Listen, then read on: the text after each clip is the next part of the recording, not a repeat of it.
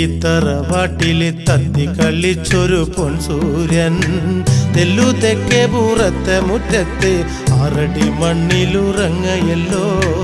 തെല്ലു തെക്കേ പൂറത്തെ മുറ്റത്ത് 6 അടി മണ്ണിലുറങ്ങയല്ലോ.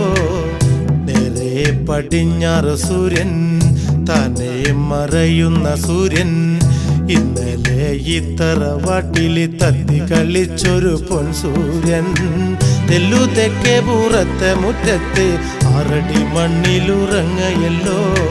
തെല്ലു തെക്കേ പൂറത്തെ മുറ്റത്ത് 6 അടി മണ്ണിലുറങ്ങയല്ലോ.